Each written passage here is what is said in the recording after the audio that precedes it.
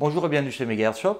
Aujourd'hui un petit tutoriel pour voir la configuration de l'Unifi Cloud Key Gen 2+. L'Unifi Cloud Key Gen 2+ intègre à la fois le contrôleur Wi-Fi et le contrôleur vidéo pour l'intégration de la gamme de caméras UVC. Nous utiliserons donc un point d'accès UAP Flex HD et une caméra UVC G4 Pro.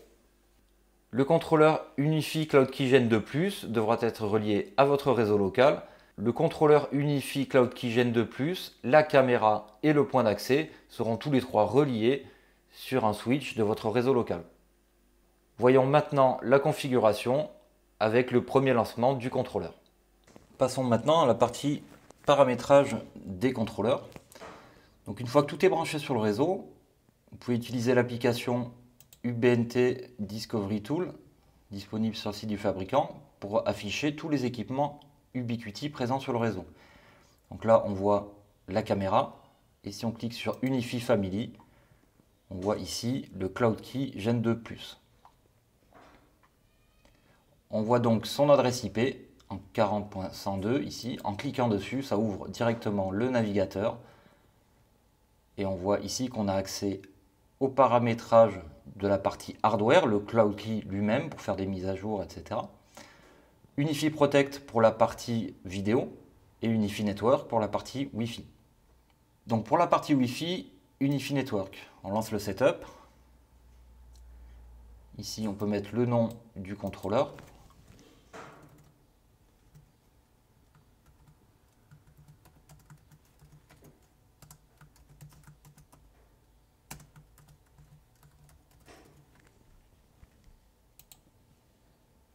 Donc, soit vous le configurez manuellement, soit vous avez un backup d'un ancien contrôleur Unifi et vous pouvez le restaurer en cliquant ici. Ensuite, étape 2, nous avons donc la connexion à votre compte Ubiquiti avec des réglages avancés qui permettent d'accéder, si ça c'est activé, on peut accéder à distance depuis le compte Ubiquiti au contrôleur, au paramétrage de n'importe où. Et la deuxième option permet en fait de se connecter en local sur le contrôleur en utilisant les identifiants du compte Ubiquiti. Donc, troisième étape, ce sont juste les deux options de base, optimiser automatiquement le réseau et activer le backup automatique. Donc, étape 4, donc ça c'est le paramétrage des équipements qui sont vus sur le réseau. Donc là on n'a pas encore d'équipement branché compatible Unifi contrôleur pour la partie Wi-Fi, donc on le rajoutera après. Étape 5, on configure le réseau Wi-Fi de base.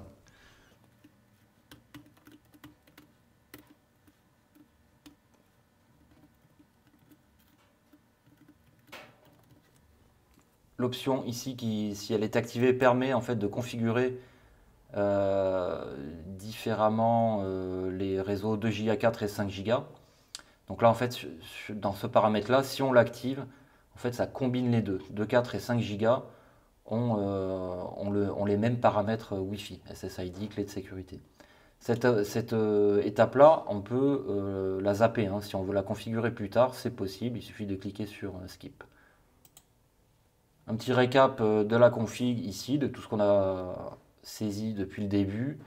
Et ici, on peut donc sélectionner le bon pays, ce qui permet en fait d'adapter à la réglementation du pays tout ce qui est puissance d'émission et les canaux utilisés par les points d'accès. Voilà, donc une fois qu'on a passé toutes ces étapes, le contrôleur va s'initialiser avec les paramètres qu'on lui a donnés. Et donc la page, ce qu'ils appellent le dashboard, donc le tableau de bord s'affiche. Donc ça, c'est une option qui permet d'envoyer les données de statistiques à Ubiquiti. Et donc là, on voit en haut Controller Software Update. Donc il nous propose directement, s'il n'est pas déjà à jour, on peut le mettre à jour. Donc là, je vais le faire.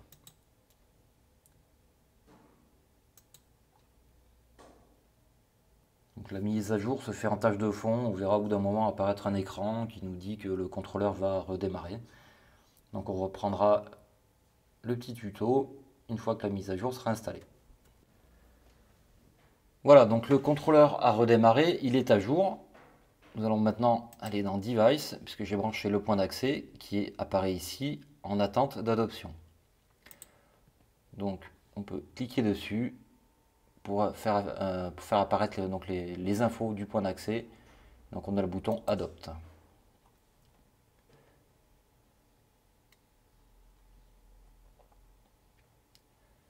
Donc là on a l'état Adopting, donc là il est en cours d'adoption, ensuite il va passer en Provisioning, c'est-à-dire qu'il va récupérer les paramètres Wi-Fi que nous avons déjà configurés à l'installation du contrôleur.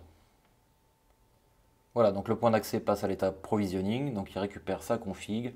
On voit ici qu'il y a quelques paramètres supplémentaires qui apparaissent et tous les onglets de config qui permettent de customiser, on va dire, la partie radio. Afficher les réseaux configurés. Ici MHZ Shop, c'est celui qu'on a configuré pendant le Wizard. On pourra apporter des modifications au paramétrage Wi-Fi. On va dans Settings, Wireless Networks, et là on voit le réseau configuré pendant donc le Wizard, que l'on peut éditer si on souhaite apporter des modifications comme la clé de sécurité, le nom du réseau. Et ensuite on peut faire du multi-SSID, donc on peut rajouter d'autres réseaux. Ici on peut saisir le nom du réseau, WPA pour la clé de sécurité que l'on saisit ici. Et si par exemple le réseau configuré lors du Wizard est un réseau principal, on va dire, et qu'on a des sous-réseaux qui sont par exemple un hotspot, sur un VLAN spécifique, on va ici dans Options avancées, on coche l'option VLAN, on met le numéro du VLAN ici, et pour que ça fonctionne, il faudra impérativement rajouter dans Networks, on crée un nouveau network et on coche VLAN Only, et ici on spécifie le numéro du VLAN que l'on a déjà affecté sur le réseau Wi-Fi qu'on a créé.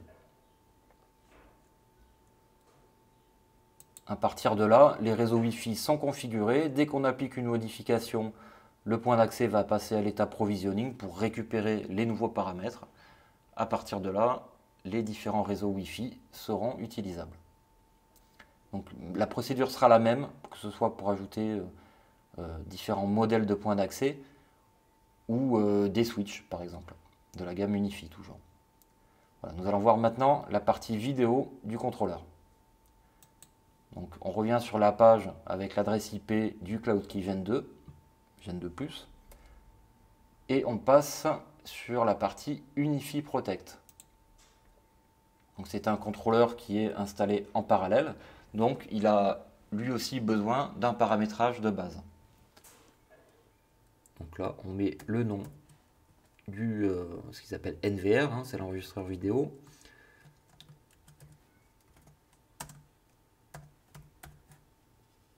Paramètre de temps pour que ce soit à l'heure, important pour que l'heure affichée sur les vidéos soit la bonne.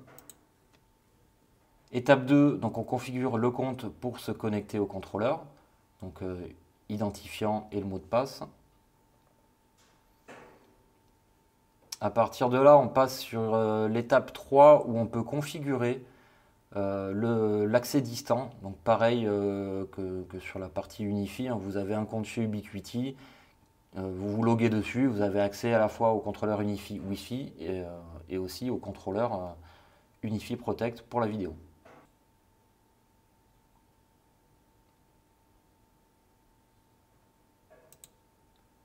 Voilà. Donc ici, on va se connecter. Voilà, l'accès est activé. Donc j'étais déjà logué sur mon compte Ubiquiti, hein, donc c'est pour ça qu'il l'a fait tout seul. Ensuite, on peut définir ici la position géographique pour savoir à quel endroit est située cette installation. Ce qui est important, en fait, quand on gère plusieurs installations vidéo, c'est bien de savoir que tel client se trouve à telle adresse. Et donc, vous faites ça pour chaque client. Donc ça, on peut le zapper. Voilà. Ensuite, on a ici la caméra qui est branchée sur le réseau, elle est en attente d'adoption. Donc on n'a plus qu'à lui donner un nom ici. On clique sur Finish et là, voilà, le setup de base est terminé.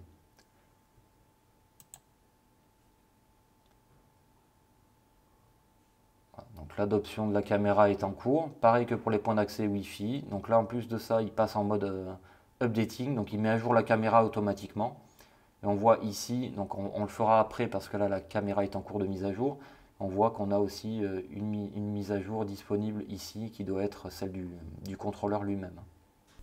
Voilà, donc la caméra est à jour. Elle a redémarré. On la voit ici avec le statut online. Donc là, on peut lancer la mise à jour du contrôleur. Donc là, le contrôleur se met à jour tout seul, il redémarrera automatiquement. Donc on se retrouve tout de suite. Voilà, donc le contrôleur est à jour, la page s'est rechargée, on voit bien la caméra. Donc dans les paramètres de base, donc là la caméra est prête à l'emploi. Donc vous avez l'onglet Live View sur lequel vous allez pouvoir ajouter déjà un format selon le nombre de caméras que vous avez. Et vous pouvez créer différentes vues en choisissant la disposition, le nombre de caméras affichées. Mais là, on a une seule caméra. Donc pour l'exemple, on va prendre par exemple 10 et on verra qu'elle va se positionner exactement là où on veut. Donc vous pouvez faire ça avec chaque caméra, ça vous permet d'avoir une vue avec toutes les caméras que vous souhaitez voir et dans l'ordre voulu. Cliquez sur enregistrer. Dans l'onglet caméra, on a toujours donc la caméra qui doit être en train de rebooter, j'imagine, sur laquelle on peut donc appliquer certaines modifications. Donc la caméra maintenant online, on peut la configurer. Donc, when to record, là par défaut on est sur toujours. Donc là ça enregistre en permanence le flux vidéo de la caméra, ce qui n'est pas top. Never, donc ça enregistre jamais. Ça peut être une simple caméra de visualisation, mais pour laquelle on ne veut pas enregistrer. Sur des lieux sensibles, on peut avoir envie de pouvoir contrôler ce qui se passe sans pour autant avoir un enregistrement sur lequel on peut revenir après coup. Donc le paramètre le plus logique, on va dire, c'est la détection de mouvement. Donc là, elle n'enregistrera que lorsqu'il y aura du mouvement dans l'image. Mouvement qu'on peut ici configurer, enfin l'enregistrement sur mouvement, on peut choisir, en fait elle enregistre toujours un petit peu avant, elle pré-enregistre, donc on peut choisir combien de secondes avant le mouvement dans l'image, ou combien de secondes avant on va enregistrer, et combien de secondes après. Donc ça c'est la caméra qui gère ça, vu qu'elle enregistre en interne, pour être toujours prête en fait à revenir X secondes avant la détection du mouvement. Ce qui permet en fait d'avoir, de savoir, de connaître l'état avant même qu'il y ait eu une modification du point de vue de l'image. Donc on peut savoir dans quel état était une pièce juste avant qu'une personne y entre. Dans cet onglet zone, on va pouvoir rajouter, ça c'est important, une zone pour laquelle on va déclencher l'enregistrement. Parce qu'il y a certaines zones, par exemple vous allez voir une partie qui ne vous intéresse pas, mais dans laquelle il peut y avoir du mouvement. Ça peut déclencher des enregistrements qui en fait ne vous intéressent pas. Donc la zone, on peut l'étirer comme on veut. Donc on peut dire que ici, on va déclencher l'enregistrement que sur ces deux zones. Donc on a la première zone ici, on peut en configurer une deuxième, on peut rajouter des points, on peut faire des schémas assez complexes. Et donc ça n'enregistrera quelque chose sur le disque dur que si ça bouge dans une de ces zones. S'il y a un mouvement ici, en dehors de la zone configurée, ça ne déclenchera pas d'enregistrement. Si par exemple vous enregistrez une pièce pour la surveiller, mais que vous avez par exemple un ordinateur qui est dans cette pièce-là, Vous voulez pas forcément que la vidéo se déclenche à chaque fois qu'il y a une LED de l'ordinateur qui va se mettre à clignoter. Donc ça permet d'exclure certaines zones. Ou par exemple, si on est dans une pièce exposée en bord de route par exemple, et que la nuit vous avez des véhicules qui passent, ça éclaire au niveau des fenêtres avec les phares, vous allez exclure les fenêtres de la zone de détection. Quoi qu'il arrive, ça filmera la partie fenêtre. Si on veut voir un cambrioleur qui passe par la fenêtre, on le verra. C'est juste que l'enregistrement ne sera déclenché que lorsque la personne aura franchi la zone de détection. Donc ce qui est important aussi pour le paramètre précédent, combien de secondes avant la détection on enregistre. Si on veut revenir 10 secondes en arrière pour voir de quelle manière la personne est rentrée dans le bâtiment, ces deux paramètres-là sont importants.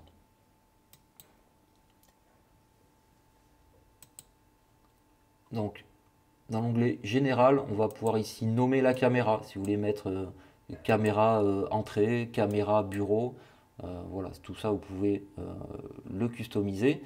Status Light, là c'est une G4 Pro, donc elle a un anneau lumineux autour de l'objectif. Ça vous pouvez le désactiver si vous voulez faire quelque chose de plus discret, que vous ne voulez pas forcément qu'on voit qu'il y a des caméras. Au moins ça ne se verra pas facilement. Ensuite, vous pouvez rajouter des choses à l'écran, incrustées dans l'image. Donc ça peut être l'heure, le nom de la caméra, le logo Ubiquiti, et vous pouvez même afficher le débit. Ensuite, la qualité de la vidéo, là on est sur 24 images secondes. Si c'est des zones qui ne nécessitent pas un enregistrement parfait et qu'on veut gagner de la place, on peut réduire le nombre d'images par seconde. Pareil ici pour le débit, plus on l'augmente, plus les fichiers seront lourds, mais meilleure la qualité sera. Donc si on fait des changements, on applique. À partir de là, la caméra, c'est ce qu'elle doit faire. Ensuite, on peut voir, bon, il y a la partie time-lapse qui permet, quand on a plusieurs caméras, on recherche, on ne sait pas exactement à quelle heure, ça permet d'avancer, de revenir rapidement dans la vidéo sans consulter individuellement chaque fichier enregistré. Il nous reste à voir l'onglet Event, donc ça c'est tous les événements. On va pouvoir chercher ici avec le filtre, on sélectionne sur quelle caméra on veut chercher. Ensuite, quand il y a des enregistrements, ce qui n'est pas le cas, on peut configurer de telle heure à telle heure pour voir la liste des enregistrements. Voilà, donc là on a tout vu pour la config de base, sachant qu'il y a encore quelques petites options à explorer si vous voulez ajuster vos paramètres. Ici dans l'onglet Général, donc dans les réglages en bas, on va pouvoir activer la mise à jour automatique. C'est bien de le laisser désactiver, de choisir vous-même quand vous voulez mettre à jour. Ça évitera qu'il se mette à jour et que pendant qu'il redémarre, on n'ait plus d'enregistrement. Là, moi je préfère le laisser désactiver, ça permet de vraiment d'avoir la main sur l'enregistreur. Ensuite l'onglet User, ici on voit notre compte à nous. Donc on peut rajouter des utilisateurs avec différents droits, des utilisateurs donc administrateurs. Ensuite on peut dire un utilisateur peut uniquement visualiser, et donc les paramètres propres à chaque utilisateur. On peut choisir de dire que tel utilisateur n'accède qu'à par exemple les caméras de l'intérieur du bâtiment et non pas les caméras de l'extérieur. Il y a plein de paramètres possibles avec différents droits de consultation, de modification, un peu comme sur toutes les solutions de contrôleur Unifi. Voilà, donc on a vu les paramètres principaux de la vidéo, de la partie vidéo, donc Unifi Protect. Il nous reste à voir le Cloud Key Gen 2+, ses paramètres à lui. On parle là du hardware. Donc là c'est pareil, on va se connecter. Et donc on voit les paramètres, donc là on voit bien qu'on parle de la partie hardware. Je disais en début de vidéo d'utiliser le Discovery Tool pour afficher l'adresse IP du contrôleur, pour pouvoir le manager, savoir sur quelle adresse IP on doit l'attraper. Et bien on voit ici, en fait il a un écran, il fait défiler des infos, donc à la première utilisation vous pouvez très bien consulter directement l'écran de l'appareil pour savoir sur quelle IP il se trouve actuellement. Donc là on voit qu'il est bien connecté à Internet, que la partie Unifi contrôleur Wi-Fi est active. Pareil pour la partie vidéo. On a un récap des spécificités de l'appareil.